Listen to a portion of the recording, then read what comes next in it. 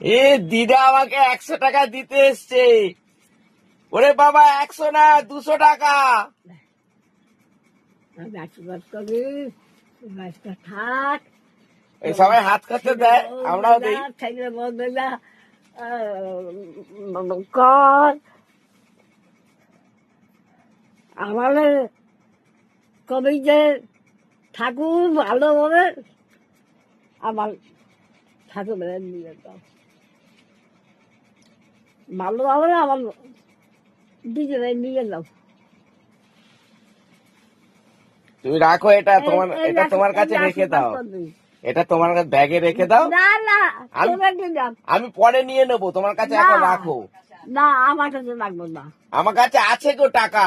আর তোমার তবে নিয়ে রাখো। শোনো না, আমার কাছে। আমার তো আরে না না, ঠিক আছে ঠিক আছে। আমি এক এক করে সবাই আমি দিতাম গো, আরে না ও দিদা, তোমার আশীর্বাদই আমার যথেষ্ট। আমি টাকা মেলে রাখতে হতাম না, এক একটা করে সবাই আমি দিতে আসতাম, অন্তত আমার কাছে আসছিল।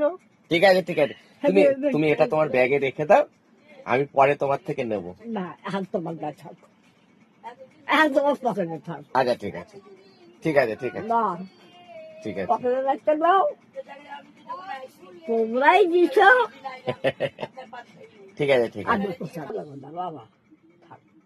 হ্যাঁ, তোরা আছি, তুই ভালো করবেও কবি, মন্দ করবেও কবি, তুই কবি, তোরাই কবি সবাই।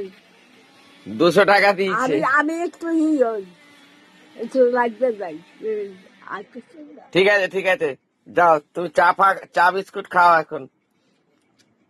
শিগগিরই যায় শিগগিরই যায় শিগগিরই যায়।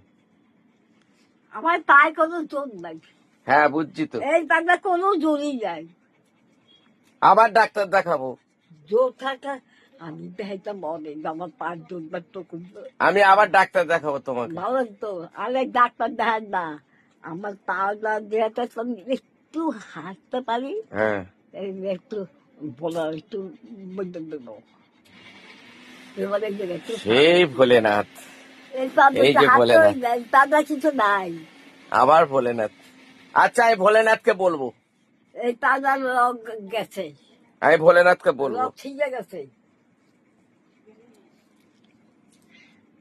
বাবা আর কি কর দেখালে, দিদা আশীর্বাদ করে গেল আমাকে বসে গেছে 200 টাকা দিয়ে।